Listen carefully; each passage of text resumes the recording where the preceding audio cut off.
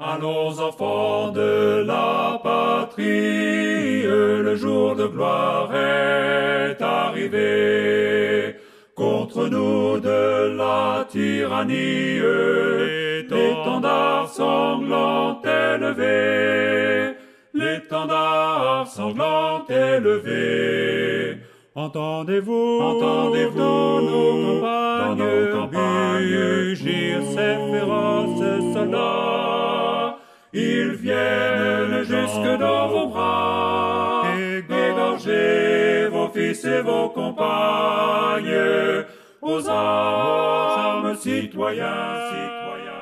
I despise him in the most profound way. The reason I am so disturbed by him is because of two factors.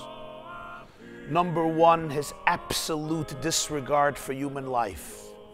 He is capable of destroying countless souls without any sense of remorse, guilt, or conscience. Number two, his arrogance and his ego are absolutely limitless. This is a quote from one of the great Jewish sages of his time. But who was this human being he was analyzing? Who was this person, on one hand, so despised, and yet that very same figure elicited so much affection and love from so many Jews? Many Jews saw him as a Messiah, as the ultimate Savior, the greatest blessing for the world and for the Jewish people.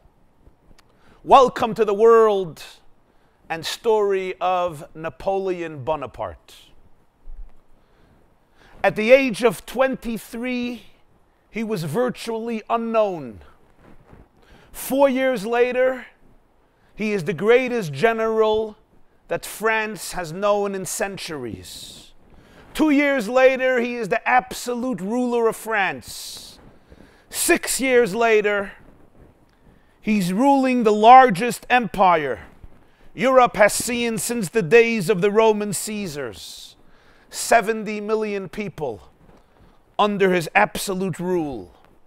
He is the man who dreamt to control the world, and he almost pulled it off.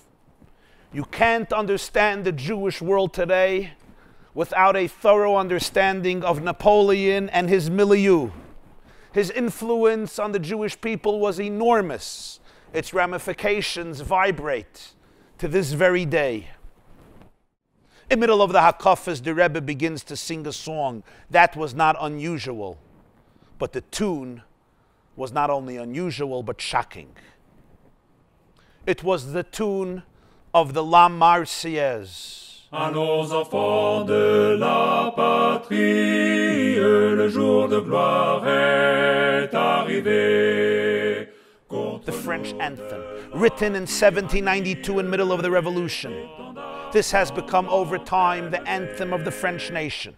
Its lyrics brutal, speaking of "to arms, citizens, let the impure blood of the enemy water the fields." The Rebbe begins this tune and yet he changes the lyrics.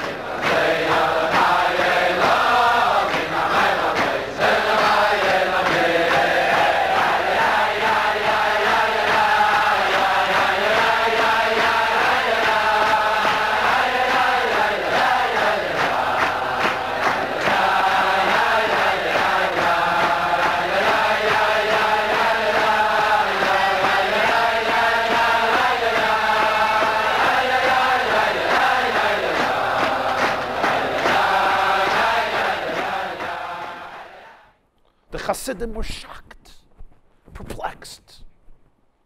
His great-great-grandfather, the Alter Rebbe, said how he despised Napoleon and worked so hard to make sure that the revolution should not reach the borders of his country, Russia, and its Jews. And here, the Rebbe was publicly, on Simchas Torah, singing that tune.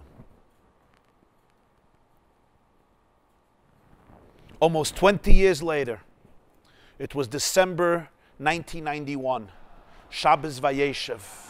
I'll never forget it, I was present.